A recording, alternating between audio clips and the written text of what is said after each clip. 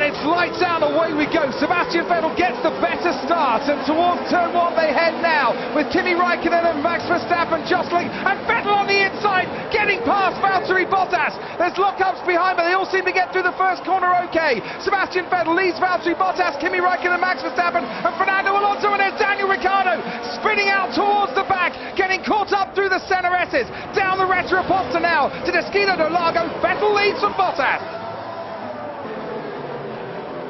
And Esteban Ocon and Romain Grosjean collide, and Esteban Ocon out of the race after 27 consecutive finishes. Esteban Ocon is out.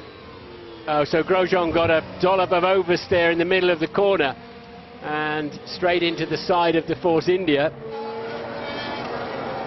And that is Esteban Ocon trying to make his way back. Look, for all intents and purposes, that he was out of the race. I'd rather get the feeling he is, Marty. He's not going to get that back. I'm not sure I can drive back. Stoffel van Dorn is out, and Kevin Magnussen out as well. We can look at the start once again. Well, that was interesting, because from that angle, Bottas got the better start. But the second phase, when you got to release that second clutch, it was the Ferrari that accelerated better, but Bottas actually got away on that camera angle. And at the back there, so we see Ricciardo going around the outside. No, Ricciardo dropped it on the curve, but we're about to find out if I'm right or not. And so Van Dorn's gone right down the middle, very nicely indeed. I got squeezed. Copy, is the car okay? Oh, he did hit him, so I was wrong.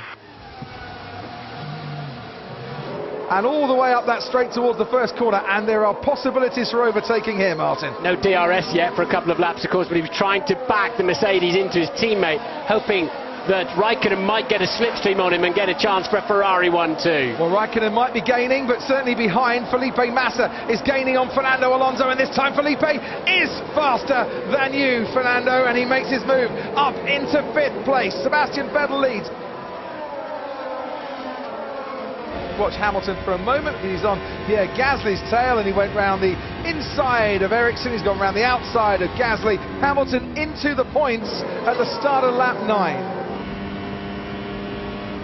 There goes Daniel Ricciardo, late on the brakes on the Williams, locks up a little going into turn 1. It's another trademark Ricciardo move, this time on Lance Stroll, and the Australian has put that Red Bull up into 13th, whilst Lewis Hamilton, meanwhile, is now up past Nico Hülkenberg and into 8th. And Ricciardo's not stopping there. He's got the Sauber alongside him, and now behind him, Ericsson is past Ricciardo's 12th. Valtteri Bottas now pits. Kimi Raikkonen moves up into 2nd place, and a nice swift change by the Mercedes crew. And coming into the pits, Sebastian Vettel. Paul di Resta, should this man have come in before Valtteri Bottas? You have to play it safe when you're standing there, and I think Ferrari should have pitted before them. They have to just stop. They can control the race, but to lose out for that, it's going to be very, very close.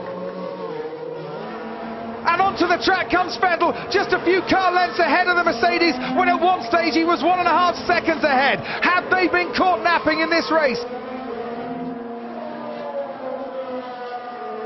And while all that was happening, Daniel Ricciardo and Sergio Perez. Perez knew he was coming, and he couldn't do anything about it. So Hamilton now comes in to make his one and only change.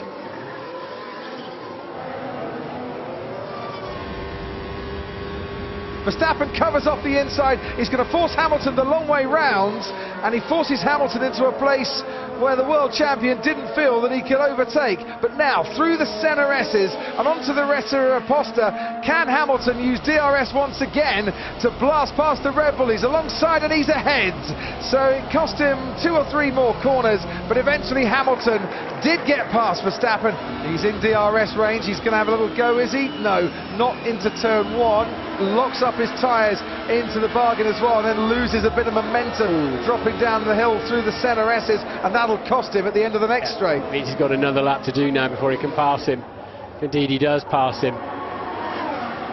What's happened here to Lance Stroll? Left front tyre delaminating. Whoa, the tyres. Something's on the tyre.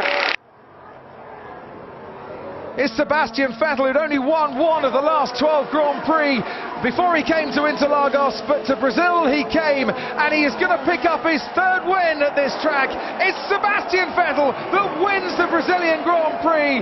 Bottas comes home for second, behind them Kimi Raikkonen and Lewis Hamilton from the pit lane, completing the top four.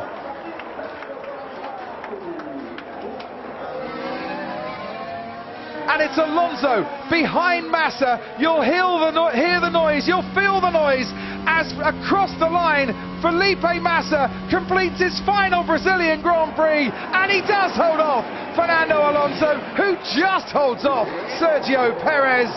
And after the checkered flag, too late for Alonso, he does get past the Williams, but what a great duel that was. Brilliant job, Felipe. Okay. Come on, Boa! Great job, Smiles and celebrations for the Scuderia victory here at Interlagos.